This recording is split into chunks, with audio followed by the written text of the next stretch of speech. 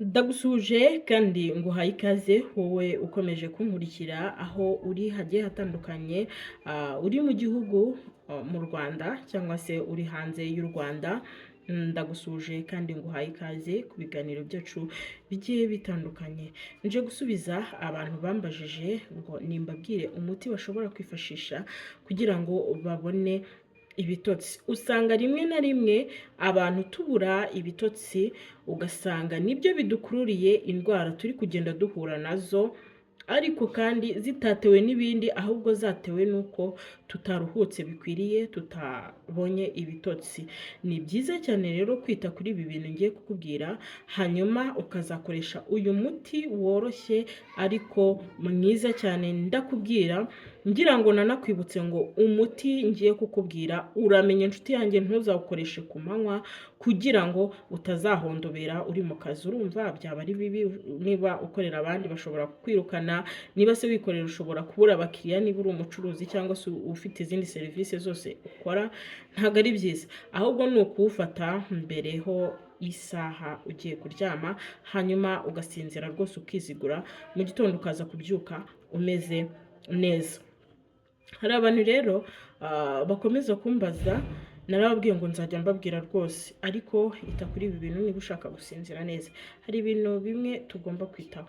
Burya umuntu mukuru agomba gusinzira ku kigero cy'uko ashobora gusinzira hagati y'amasaha 7 kugeza ku 9, ariko ugasanga kuko isi dutwaye nabi, turi gusinzira amasaha 2, turi gusinzira 5, ariko burya nunasinzira 5 uri muri filime, ujye umenya yuko uri kwiyahura.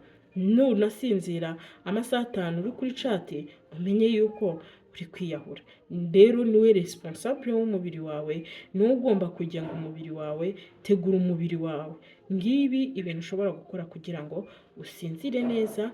Icya mbere cyo nakubwira kugira gahunda, ugatoza umubiri wawe ko nimba bwije ugomba kuruhuka. Ni byiza kwitegura, tuvuge wenda ugiye kuryama, uri hafi kuryama, ambara amarobe de nuit, ambara amapinjama, ambara nyine imyenda iguteguriza ko ugiye kwinjira mu ijoro. Ibintu byose ni mu mutwe, cyangwa se nimba wakarabye ukarabye ugiye kuryama.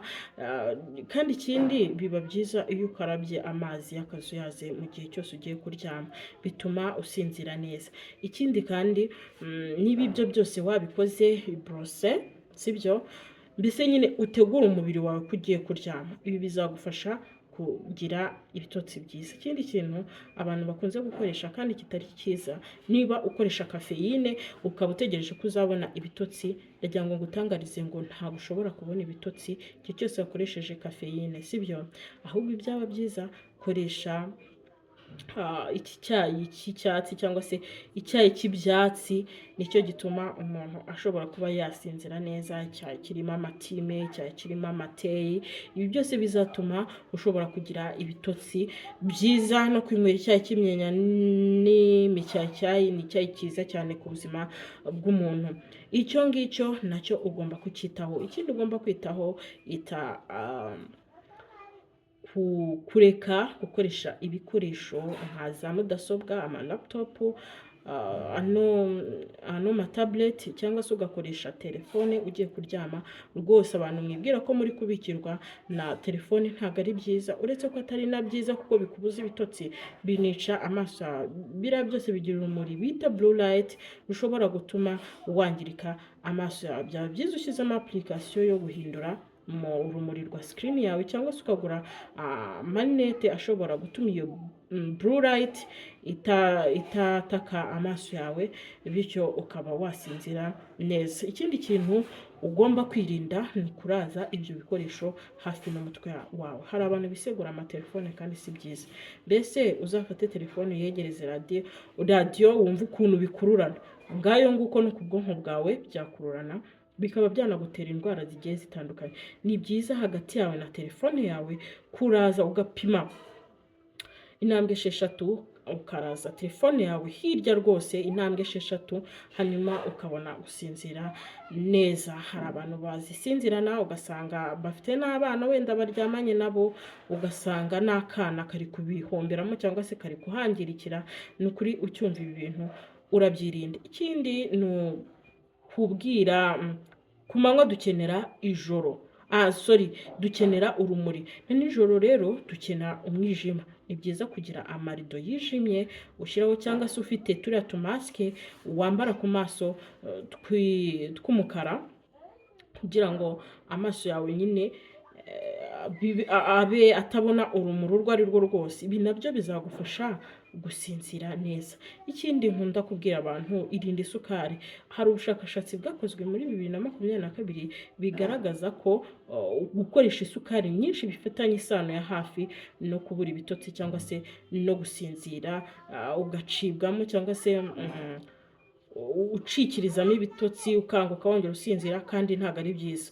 Ni byiza ko ayo masaha kuva kuri 7 kugeza ku 9 twahawe, umuntu mukuru amaso ye aba agomba kuba ahomereje. Urumva iyo akanuye, urumva n'ikibazo gikomeye.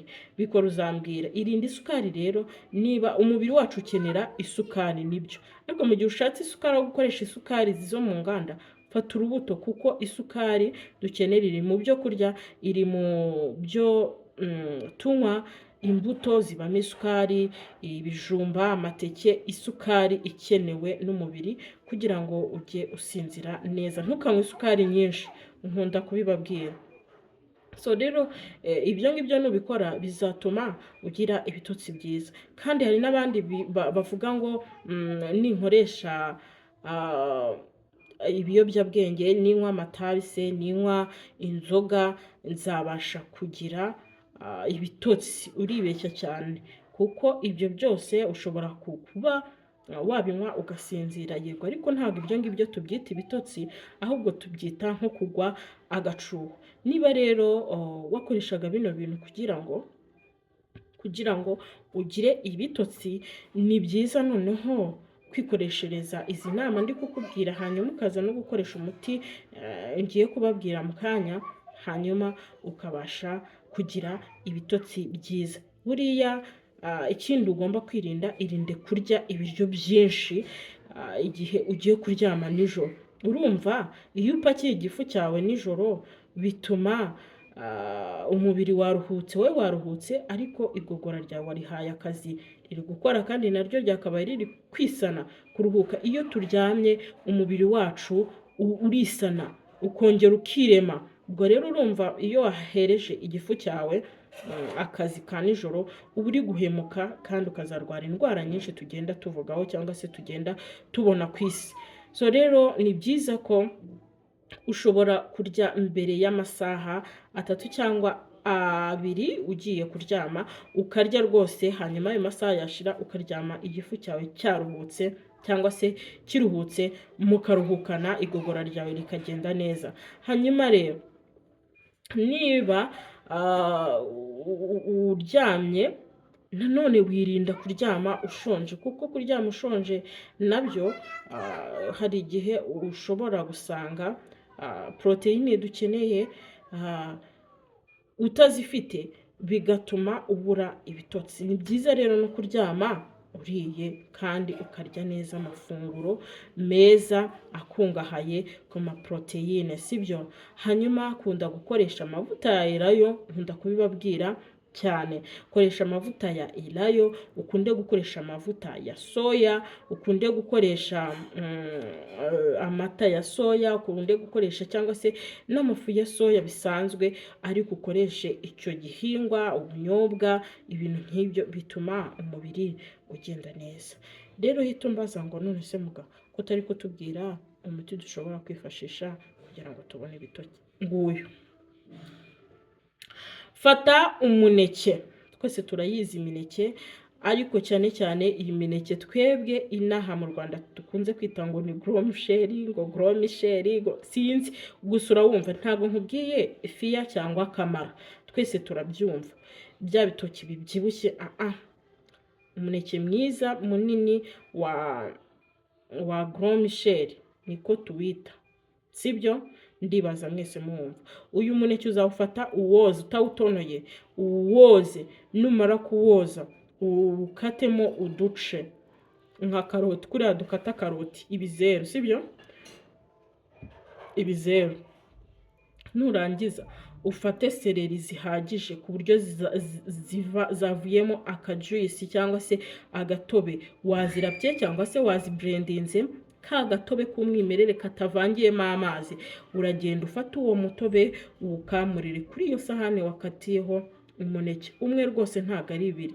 Noneho nurangiza ubirye n'ibishishwa byose biri kumwe, hanyuma ubirye nimugoroba ugiye kuryama. Nkwibutse ngo ntabwo nifuza kuzawukoresha ku manywa pe, wasinzira abantu bakumirwa. Ni byiza kuwukoresha nijoro, uretse no kuba utanga ibitotsi, ufite n'ibindi byinshi uvura. Ubwo sinkubwira umuti, bikoraho kugira ngo ukoreshe ibiyobyabwenge bizakwangiriza ibihaha, bikore, uzambwira ibitutsi byawe biramera neza cyangwa se usinzire neza kugira ngo akazi k'ejo uzagakore neza, sibyo? Niba ukunze ibiganiro byanjye nkwibutse kanda subscribe, unteye inkunga, share and comment, umbwire ibintu tuzaganiraho ubutaha.